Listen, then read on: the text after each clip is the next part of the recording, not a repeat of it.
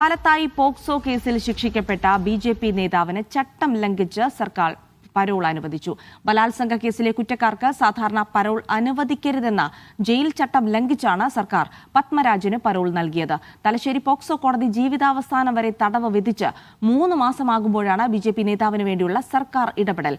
ശിക്ഷ റദ്ദാക്കണമെന്ന പത്മരാജന്റെ ഹർജി ഹൈക്കോടതി പരിഗണിക്കാനിരിക്കെയാണ് അവധി അനുവദിച്ചിരിക്കുന്നത്. ഫെബ്രുവരി 2-ാം തീയതി പത്മരാജന്റെ സഹോദരി മരണപ്പെട്ടിരുന്നു. ഇതിനെ തുടർന്ന് ഫെബ്രുവരി 3-ന് 3 ദിവസത്തെ parole Kannur central jail superintendent Padmarajan അനുവദിച്ചു. അങ്ങനെ 3 ദിവസം പുറത്തിറങ്ങിയ പത്മരാജൻ പിന്നീട് കണ്ണൂർ സെൻട്രൽ ജയിലിലേക്ക് തിരിച്ചു വന്നിട്ടില്ല. ഇനിയിപ്പോൾ മാർച്ച് 3 വരെ ഈ പരോൾ നിലനിൽക്കുമെന്നുള്ളതാണ് നമുക്ക് അറിയാൻ കഴിഞ്ഞിരിക്കുന്നത്. ഇതിന് സൂപ്രണ്ട് നൽകിയ പരോളിന് ശേഷം സംസ്ഥാന സർക്കാരും അതുപോലെ തന്നെ ജയിൽ മേധാവിയും ചേർന്നാണ് കൂടുതൽ ദിവസത്തെ അവധി പത്മരാജൻ അനുവദിച്ചിരിക്കുന്നത്. ഇത് പൂർണ്ണമായിട്ടും ജയിൽ ചട്ടത്തിന് വിരുദ്ധമാണ് എന്നുള്ളതാണ് ചൂണ്ടിക്കാണിക്കപ്പെടുന്നത്.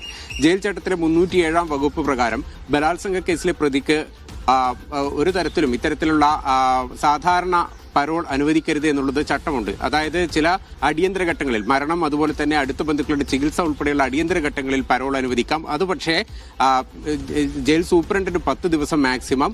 ഇതുൾപ്പെടെ സംസ്ഥാന സർക്കാർ പരോൾ നൽകുകയാണെങ്കിൽ അത് 15 ദിവസം. അതായത് ജയിൽ സൂപ്രണ്ട് നൽകുന്ന 10-ഉം അതിന്റെ കൂടെ ഒരു 5 ദിവസം കൂടി സംസ്ഥാന സർക്കാരിന് അനുവദിക്കാം എന്നുള്ളതാണ് ചട്ടം. പക്ഷേ ഈ ചട്ടം പൂർണ്ണമായി ലംഘിച്ചുകൊണ്ടാണ് ഇപ്പോൾ പത്മരാജന് വേണ്ടി സംസ്ഥാന സർക്കാരും അതുപോലെ തന്നെ ജയിൽ വകുപ്പും ഇടപെട്ടിരിക്കുന്നത് എന്നുള്ളതാണ് പുറത്തു വന്നിരിക്കുന്ന വിവരം.